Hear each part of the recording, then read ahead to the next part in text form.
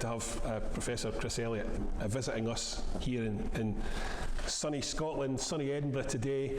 Chris, it's great that you could take the time to come over to visit us and find out a bit more about what we're doing at the Scottish Food Crime and Incidents Unit at Food Standards Scotland. I know you've been a big supporter of us from the time we've been created. It's great to actually have you here in Edinburgh today to have a discussion about food crime. It's a pleasure to be here. I mean, I'm an Ulster Scot, so I'm very happy being in this part of the world. And I think to support the work that you and the unit is doing is of enormous importance. Investigating something which is really difficult and complex. It's often been described to me as the most complex form of crime that there is because of silent witnesses. I think you've got a fantastic food and drink industry here as well. You know, it employs lots and lots of people. It drives the economy of Scotland. So I think what you do is support your industry here, and also by doing that, you're looking after all the good citizens of Scotland. From my perspective, I think food crime's about any fraudulent activity that has an impact on food safety. But the impacts go much further than that. If you think about products, I'll give you an example. We dealt with a company called Hebridean Sea Salt a few years ago now, where the product was supposed to be 100% high quality salt from Scotland, nothing added, when in fact it was 80% Israeli salt. And you've got to think about the hidden impacts of that as well, because that product and products similar to that could be ingredients in other products. So there's a knock-on effect to that in terms of what does that mean. And if you think about something like that being non-compliant, then ultimately you could be looking at withdrawing the product, you'd be looking at recalling the product. That has an impact on other organisations and businesses that actually have something like Hebridean Sea Salt in their product. There was no food safety implications in that case whatsoever. But actually the knock-on effect of that in terms of the fraud, and it wasn't just obviously consumers that were defrauded out of that, but there was a knock-on effect in terms of that ingredient being in other products. And if you start to think about that, if you start to recall and withdraw products, you can actually put companies out of business, and people will lose their jobs. So forget the food safety side of it, there's the economic side of it as well, in terms of if it hasn't harmed anybody, well, what's the harm? Well, actually there's a big harm, because actually and I'll probably say this more than once, I imagine, today, but you know, business reputations take years and years to build, and they could be lost overnight because of fraudulent conduct in relation to a brand. I think what you've really described very well is that the fraud, the criminal activity can manifest itself in many different ways, and often people think it's just about maybe adulteration of food, which is important, but there are many ways people have learnt how to cheat. They cheat us as consumers, they cheat businesses, and some of that cheating can impact on food safety, which is a thing which I guess we're most concerned about.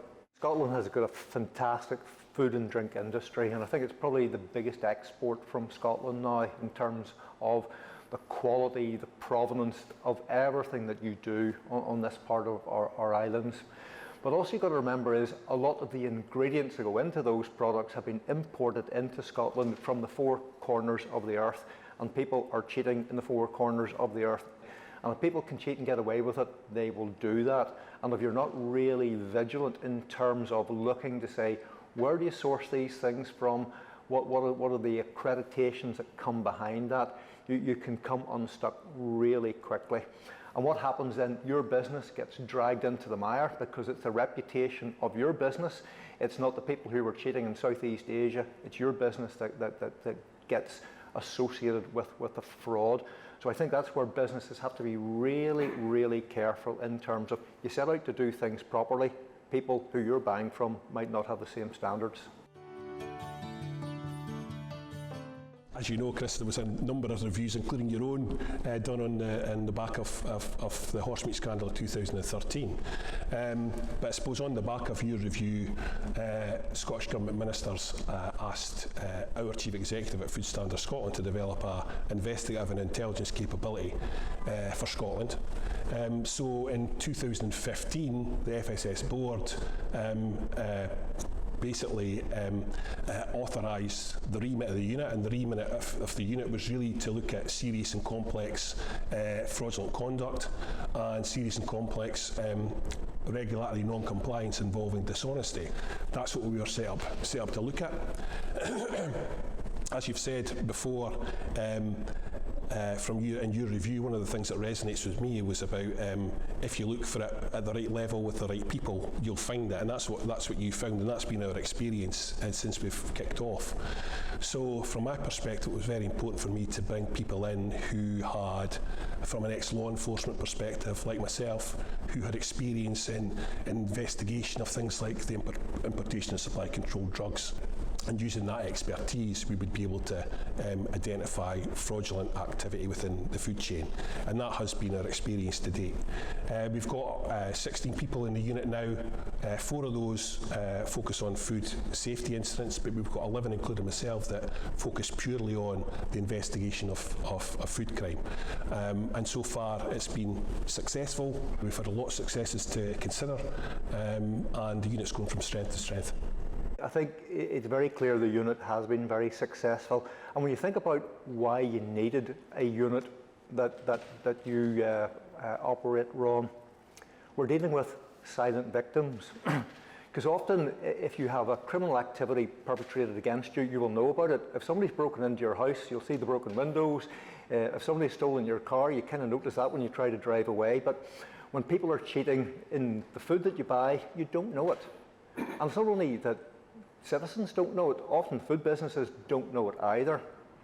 And when I wrote to the 43 police services across the UK in 2013 to find out how important they ranked crime in the food system, there wasn't a single police service came back to me and said, well, yes, this is one of our priorities, because they weren't looking for it, because people aren't reporting the crime, and if you don't report the crime, you won't look for it.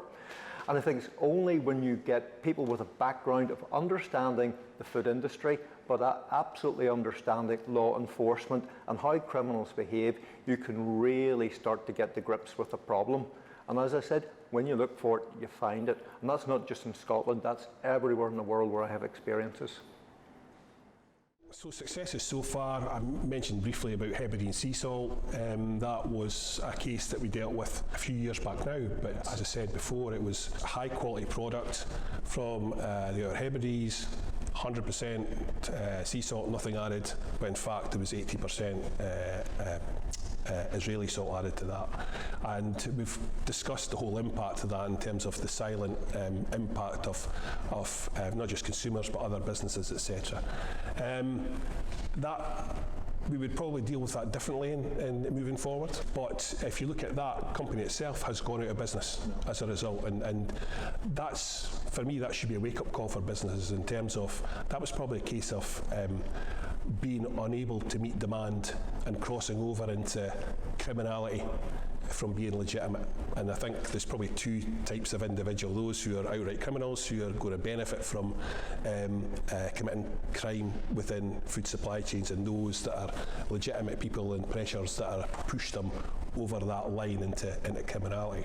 Another case that we dealt with recently was DNP. So DNP is a toxic industrial chemical that's used or marketed as a fat busting drug.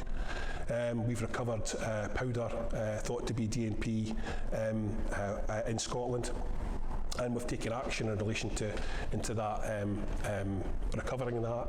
As I said, extremely toxic, not safe for human consumption under in any circumstances whatsoever, and that's been marketed in Scotland as a slimming aid, and targeting vulnerable people and targeting people within the bodybuilding industry. So we've taken action to try and deal with that. We've recovered some of that toxic substance. And unfortunately, or tragically, there has been deaths in relation to that in the UK previously. So we've got to raise awareness, and that's what we've tried to do. Not just deal with the actual case, but try and raise awareness in terms of the dangers to consumers about taking this product. You're working with the Food Industry Intelligence Network under the banner of Operation Opson. We decided we were going to target illegally treated tuna, so tuna that had been treated with nitrites and nitrates, to improve its colour, improve its quality, basically taking tuna destined for the canning industry and bringing it back to life, so to speak, to sell it as fresh premium tuna. That's a €200 million fraud or impact on the tuna industry every year. So along with 11 European countries, including the UK, we took action in 2017 in terms of carrying out a number of samples and tests. There was 51 tonnes of tuna seized, a drop in the ocean, if you excuse the pun, a drop in the ocean in terms of the tuna industry. But out of that, there was an amount of tuna believed to be illegally treated. None in the UK, thankfully, but as Scotland, we're end users of that product, so we've kind of almost got to go upstream. We've got to look for our European partners to take action when we are finding that when we're finding illegally treated tuna in Scotland. So from that perspective, I think it was very successful because we were able to be the conduit and provide information about activity, which resulted in enforcement action being taken in some of the European countries as a result of the key role that we played in Scotland as part of that operation. I should have said Operation Opson is a yearly operation that is led by Europol and Interpol, looking at fake and substandard food and drink. Yeah. So, three fantastic examples there of investigations, and there's lots of lessons to be learned. If you think about the sea salt, you're absolutely right. that was economic fraud, no big food safety incident, but the company paid the price, out of business. And if you get caught and embroiled in a food fraud scandal, the chances are you'll go out of business. And I've seen that happen many times. But also the driver for that was supply and demand, because markets move very quickly and suddenly there's a demand for natural products, there's a demand for coconut water or pomegranate juice. Where does it all come from? So whenever you're involved in one of these things where, crikey, we've got to produce more because the market's demanding it, just think where it's coming from in the first place. I think the example that you gave about tuna is also very, very pertinent to our discussions, because that's complex supply chains. And the more complex the supply chain, the more chance people have to cheat. And also, sitting underneath the tuna, there's a big food safety risk there as well, because old tuna will have lots and lots of histamine in it. And there's lots of people who have very serious allergies to histamine.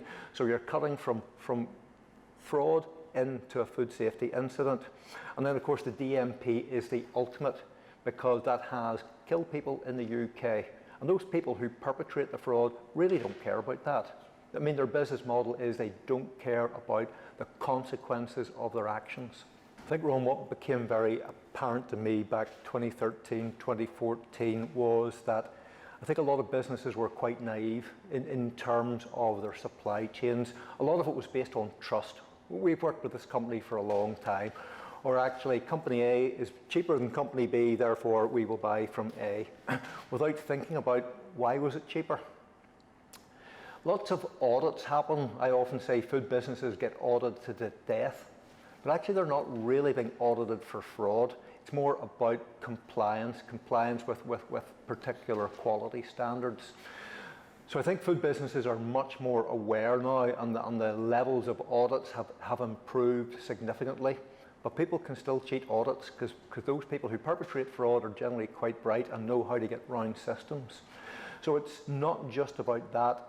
It's about businesses being aware of who they're buying from and what checks and measures can be put in place. Now, as you know, I love technology. I love science and technology. And it has a massive role to play in not only detecting fraud, but deterring fraud. Because once you put those very nice scientific tests in, you can be pretty sure that people will either try to find a way around it, or if they can't find a way around it, they'll move to markets where they aren't using that technology. So for instance, you talked about the fraud with the salt, and I think that's a great one because probably the science that showed that was using the isotopes where did the salt actually come from? Because it had a fingerprint, a molecular fingerprint, and we use that type of isotopic measurements quite frequently in terms of where did this ingredient really come from. But some of the examples of fraud that once those people who perpetrate the fraud know your scientific test, they will look at it and see how they can get around it. Now I go back to some of the days when things like Sudan dyes were being used, Sudan dyes to artificially colour some ingredients, particularly chilies. And once you had a test for one Sudan dye, what did the fraudsters do? They moved to a different type of Sudan dye that the method couldn't detect. So we describe that as targeted analysis, where you set out to measure an adulterant that may be in your foodstuff. And it only works for a short period of time. What we're much more keen on now is using what we call untargeted analysis. We produce fingerprints, molecular fingerprints of what good food should look like. It could be herbs, spices, fish. Tuna is a great example. And once we produce a fingerprint of what good food looks like and you compare it with adulterated food, you can see it really quickly. You might not know what the cheating is, what the adulterant is, but you know the fingerprint isn't right. And more examples now we can see where that is really becoming a deterrent now. You know, we've done a lot of work with things like herbs and spices. We uncovered massive fraud in oregano in 2015 in the UK. 25%, everything sold in the UK had fraud associated with it. That's quite a high number. We went back and checked last year and it's virtually zero, because we're using this untargeted testing methodologies. But when we went and looked at different parts of the world, we found massive amounts of fraud. In fact, Australia holds the world record. 67% of all oregano on sale in Australia was fraudulently produced. And now we go back to Australia and test their oregano, it's clean. So that's how science can intervene in terms of how it can now act as a deterrent, not only just to pick up the fraud in the first place. I guess there's another big advent is in terms of the digitization of supply chains. And often people talk about blockchain, and blockchain is this digital technology that will stop fraud. Sorry to disappoint lots of people, but blockchain really won't stop fraud, because you can still put fraudulent material into your nice blockchain systems. So you can track and trace through blockchain, but you still need to have the audits, you still need to have the testing to verify those systems are really working. Just going back to what you were saying, Chris, it's very interesting, because my days within the police service and working in the fraud squad, it was very much about people becoming ingenious and moving on and being able to beat what had been put in place. I'm very lucky to have actually been over to visit Queen's to see some of the work there in terms of herbs and spices, and I think very impressed with the progress that's been made and how that can actually assist us in, I suppose, deterring people and catching people. Ultimately, in terms of, we've already discussed, I think you mentioned earlier, the fact that there's very few breakout areas for people to realise that they're victims of fraud, whether it be consumers or whether it be people working within the industry. In Scotland, we're lucky enough to be working in partnership with Crime Stoppers, who have a long history of working with law enforcement. So we have the Scottish Food Crime Hotline. It's been up and running for a few years now, and it's confidential and it's free, and anyone can pick up the phone, dial the number, and leave information with Crime Stoppers, which it runs basically 365 days a year, 24 hours a day. If you phone that number up, you'll actually speak to someone, you'll physically speak to somebody, it won't be a recorded message or whatever. And if you leave your information with them, then they will get that information to us within a few hours. As I said, it's completely confidential. We don't get details of the person that's phoning in. We can't get details of the person that's phoning in. That's the whole beauty of Crime Stoppers and how it works over on its confidentiality and ensuring your anonymity. If you don't want us to know who you are, then we won't find out. There's also an online form that you can use. Again, goes directly to Crime Stoppers, doesn't come anywhere near Food Standards Scotland. So we've got no way of finding out the identity of that individual. So it's very important for us to make sure that people have the confidence that they can phone in, because particularly if you work for an organisation, you've got to worry about whether actually if you inform on your business owner, you're going to potentially get the sack or whatever. So it's to try and put those fears away from people, to say, actually, if you use this system, then ultimately your identity will be protected, the information will come to us very quickly, and we'll act upon it. And the system is good enough that it allows us to go back and ask questions of clarity. So we would use Crime Stoppers as a conduit. So we wouldn't go back directly to the informant. We would go to Crime Stoppers, and Crime Stoppers would contact the informant to ask for more information, and then that would be routed back to us. So it's a good system. It's working really, really well. But from my point of view, we need to raise awareness. The fact is there, and people can use it. So I think the system that you have put in place, I think, is phenomenal, because you're guaranteeing confidentiality. In fact, you're guaranteeing anonymity in terms of providing information. And, you know, I guess from my perspective, you don't expect the general public to be using that line, because they don't know they're being cheated. And I would think we're in a bad position if we're leaving it to the general public to try to undercover problems.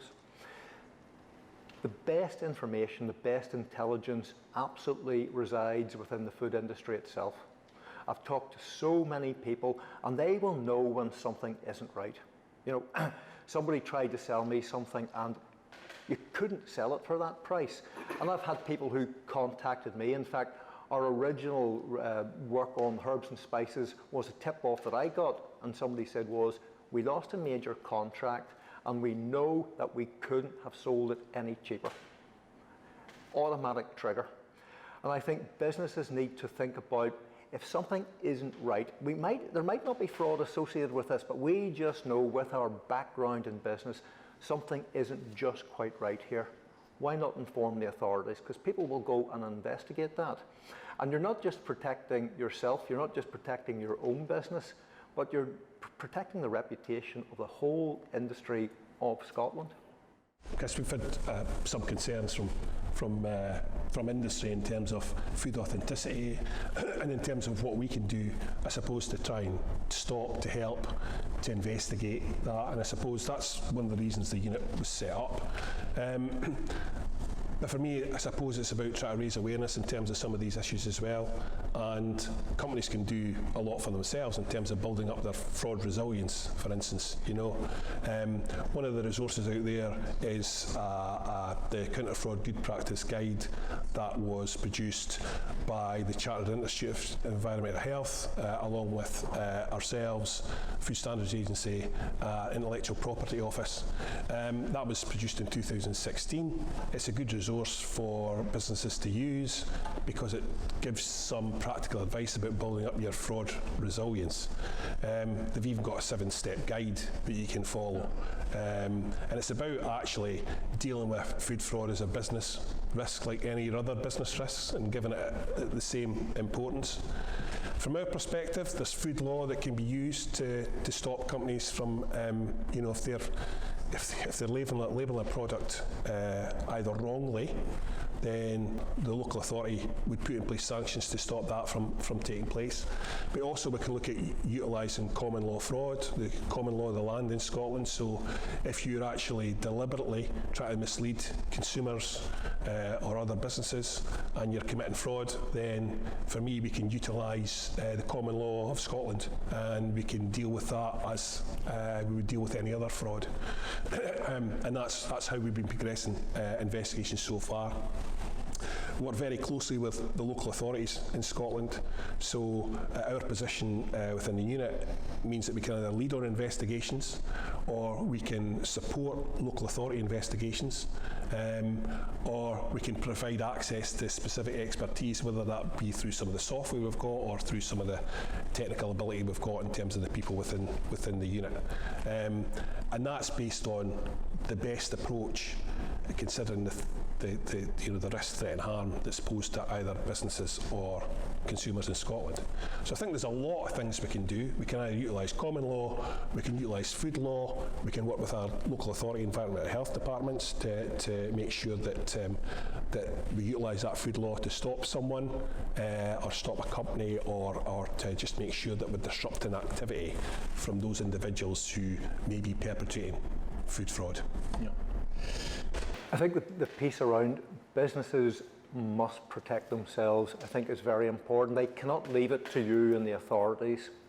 So often, my day job is more about food safety, and what we always try to get across to food businesses, food safety isn't about ticking boxes, it's about getting the right culture in your business. And then culpability, if something goes wrong, resides with the board of the business. And I think food fraud has to be thought of in exactly the same way. It's that culture. So you've got to think about how do we protect our business. And there is lots of good guidance and information. You talk to some, the FDF have a nice guide to food fraud as well. So I think let's make sure you protect your business. Let's make sure it's part of that culture. And again, if you find that something is wrong, something that you're concerned about, that's where you connect with the agencies who will come and do that investigation. And I guess it just comes back to the partnership that we talked about earlier. You talked about prevention there, I think, and I think prevention is the first line of defence. I think you hit the nail on the head. You can't rely on the regulator to resolve this, because all we'll do is continually react to things where we need to be proactive. And I think by putting in place, rigorous processes to protect your business, treating it as any other business risk that you might have, treating food fraud as any other business risk, increasing your fraud resilience, that will assist in ultimately trying to make it more difficult for people to impact on consumers in Scotland and businesses in Scotland. Yeah.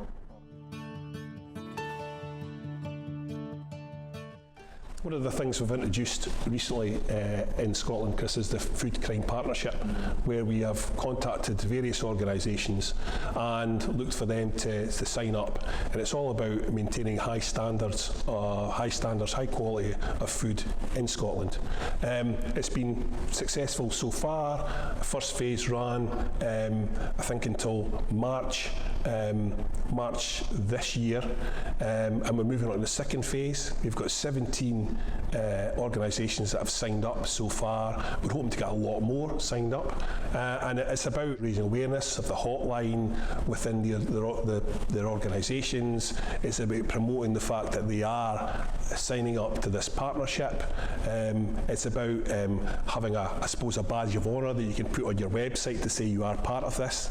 It's demonstrating that we're working collaboratively together, because I think what's really important is that, from my perspective as the Scottish Food Crime Unit, the Scottish Food Crime and Incidents Unit, we can't do this alone. We've got to work closely with industry, we've got to work closely with academia, we've got to work closely with organisations like the Police Service, Her Majesty's Revenue and Customs, the list goes on.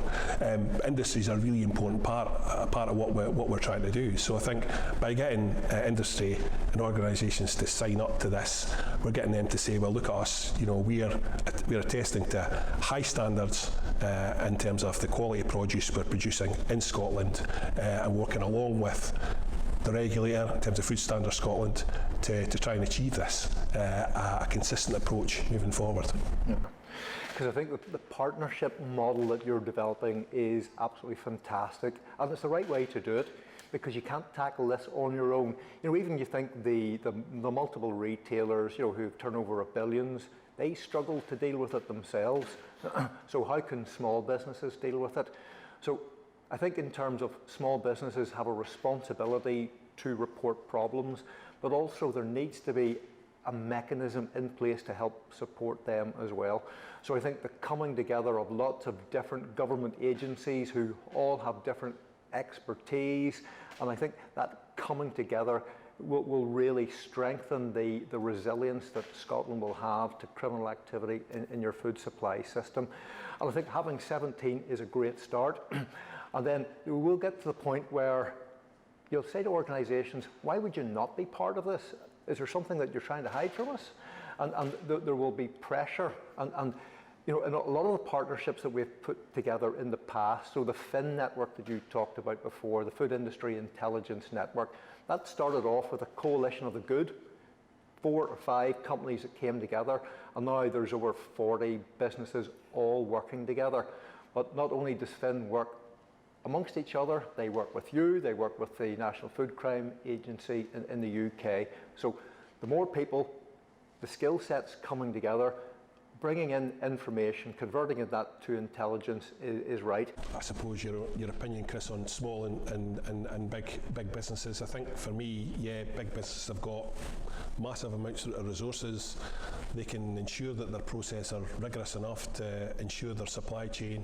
It's a bit more difficult for small businesses, but I suppose it's back to what I said earlier. Small businesses have still got a responsibility to ensure that the food that they provide is safe and is authentic, and they make sure that their processes are rigorous enough to ensure the authenticity and the safety of that food. For me, we've mentioned the guides that they could look at to try and give them some assistance, some guidance in terms of, I suppose, increasing their fraud resilience, putting things in place. But again, for me, you know, if they believe that there's an issue, then there's nothing to stop them getting in touch with their local authority for some advice, but also to get in touch with ourselves at the Scottish Food Crime and Incident Unit, or indeed to contact the Scottish Food Crime Hotline, as we mentioned previously. So for me, whether you're a big business or a small business, you've got to ensure that you're providing safe and authentic food, and you need to make sure that as I said, that your processes you have in place are rigorous enough to ensure that. Because, you know, it's back to that. I've said it, I think, 3 times now. You know, your reputation, years to build, disappear overnight. Do you really want to take that chance? I don't think that companies should take that chance, and they shouldn't just take authenticity as a given, particularly when we're talking about global supply chains and sourcing ingredients, etc., from around the world. I think, Ron, when you go back and look at horse meat, the large multinationals didn't know what to be doing then, and were very exposed to criminal networks, and they're much more resilient now. Not only because they can put their own resources to it, but they've joined this phenomenal FIN network now. And anybody trying to cheat any of those businesses, you need to be really careful, because you will be found out. But my biggest concern in the UK, we've ended up with really quite a parallel food system now. You've got the big guys who are all working together and helping each other, but you've got a myriad of small businesses who are struggling. You know, are they aware of the fraud? Do they know what to do if they're suspicious? And still, I think there's this mentality is that, you know, if somebody turns up outside your shop in a white van and opens it up and you kind of go, well, that's cheap, I'll buy that. You're letting yourself in for all sorts of trouble there. And I've seen it time and time again where it's about culture. Do you know what? We've got to buy our stuff from bona fide sources, because we're leaving ourselves open and vulnerable to people who are cheating. And I see it very, very frequently. And when I talk to local authorities, that's the sector that they're most worried about. From our perspective, I kind of said, Chris, for me it's about trying to raise awareness and trying to give businesses as much support as we can. So we have a food crime section on our Food Standards Scotland website, which people can access. They can access that site to report onto the Food Crime Hotline if they so wish, via the online resource. But also it gives other information. It gives information about the Food Crime Partnership, for instance, that's on it. We're trying to develop it even more so it becomes a resource. The Chartered Institute of Environmental Health guide that I talked about, you can access that on our website, on the food crime pages on our website. But I think there's probably still more to do in relation to that, in terms of trying to provide much more and better resource to better equip businesses to, I suppose, prevent and be victims of fraud. So that's what we're trying to do at Food Standards Scotland. Absolutely, thinking about using digital technology to its maximum is something that would be worth thinking about. I know in China now they're doing exactly that now. There's going to be an app from the Chinese authorities where people are suspicious will just go onto it and tell the authorities, and that's the last place in the world you want to be caught perpetrating food crime, I'll tell you. It's interesting you talk about an app, because we're looking at developing an app for the whole point about working with local authorities and partners in terms of inputting intelligence to the system, because what we want to try and do is we've got a system in Scotland where all the local authorities can access one intelligence system, and we can sit in the centre and actually monitor the intelligence coming in, and we can put, so if something's seen, for instance, if a van's seen down in Dumfries is selling, you know, fake champagne out the back of it, and a similar van seen up in Aberdeen, but they don't have the registration number down in Dumfries, but they have the registration number up in Aberdeen. What we're hoping to do with that is, put simply, is that we'll put that link together. We'll be able to say, well, actually, that van there sounds very like the van that was seen up in Aberdeen, and here's the registration number. So, but we need to try and make it a bit more easy for local authorities, and we thought about an app development for that in terms of inputting intelligence. I suppose at the moment we've got our website, so if people just link on the homepage, they'll be able to be directed into the food crime part of the website, and from there get the information that they need. It's a work in progress as well. You know, there's good stuff, good resources on there at the moment, but hopefully that'll go from strength to strength moving forward, and that people will find their way to the right place. I would urge anyone who has any information, who's working in industry, of any criminality, any information or suspicion about food fraud, to contact the Scottish Food Crime Hotline, or to access the online form that they can get through the homepage of the Food Standards Scotland website. And I can guarantee that we will take that information and act upon it. We've got trained staff within our unit. They will act upon it professionally and ensure confidentiality. And I can guarantee that regardless, I know people might be a bit worried about job security. They might think, well, actually somebody else will pass that information on. Well, no, I would urge you, take the opportunity and contact the hotline, and we will, without doubt, take action. Yeah. Because really, I think food crime is criminal activity. Now, if you were a bystander and you saw a hit and run accident, what would you do? You know, are you just going to go home and forget about it? Well, no, you're not, because we've got a responsibility as citizens to report that. You know, if you see somebody lobbing a brick through some old age pensioner's window, what are you going to do? And I just think we've got to have the same mentality about this. It's criminal activity. You want to tell somebody about it, and you're protecting yourself in the process. There is no comeback on you. So the more people that phone your hotline, it doesn't matter if it's a small piece of information, big piece of information, that will go into your system, it will get analysed, and there will be follow-up investigations. And I know with you, you follow up, and you follow up diligently, because I've given you some tips in the past.